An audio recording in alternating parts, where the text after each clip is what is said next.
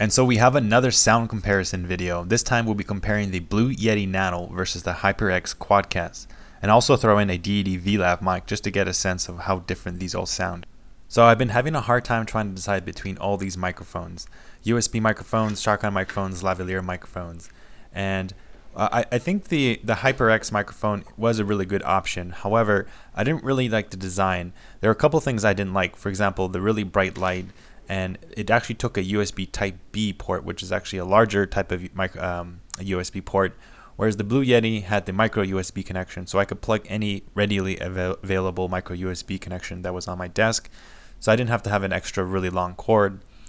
Another thing I liked about the Blue Yeti was just the design in comparison to the HyperX Quadcast. The design of the Blue Yeti is just very nice, very well done. It's very compact. It looked professional, whereas the HyperX looked kind of like a kid toy with that bright red light. And I mean, it really depends on your preference. If you want a more gamer look, then the HyperX is probably what you want. In the first test, we'll place the USB microphones about 1.5 feet away from the sound source. And in the second test, it'll be very close to the mouth. Alright, let's jump into some sound tests. In today's video, we're going to be talking about the Loki wrist strap sleep monitor. In today's video, we're going to be talking about the Loki wrist strap sleep monitor. In today's video, we're going to be talking about the Loki wrist strap sleep monitor. In today's video, we're going to be talking about the Loki wrist strap sleep monitor. What it tracks specifically is motion, your heart rate, and most importantly, your blood oxygen saturation level.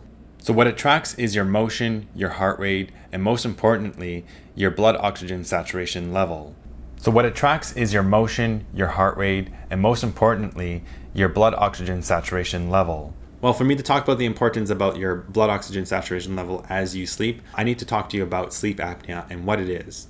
In order for me to talk about the importance of your blood oxygen saturation level, I first need to talk to you about sleep apnea and what it is. In order for me to talk about the importance of your blood oxygen saturation level, I first need to talk to you about sleep apnea and what it is. Now let's run the test with the microphones closer to our mouth to get the proximity effect, which basically gives you a more bassy, radio-like voice.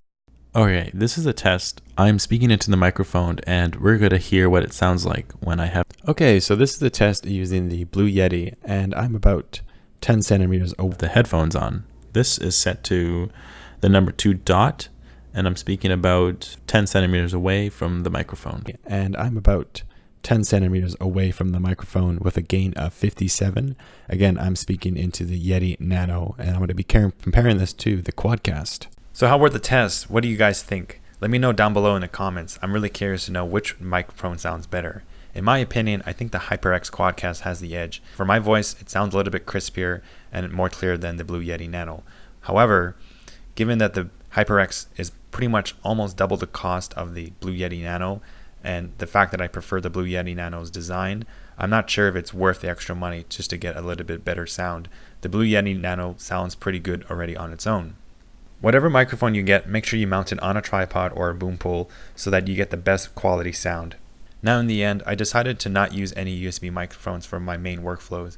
I really like them, but I find the process of syncing it to video pretty annoying. First, I have to make sure that it's recording into the computer as I'm filming, and then I have to sync it in post, which it sounds easy, but it's just another thing to add to a workflow, and it kind of makes my kind of film editing process more annoying.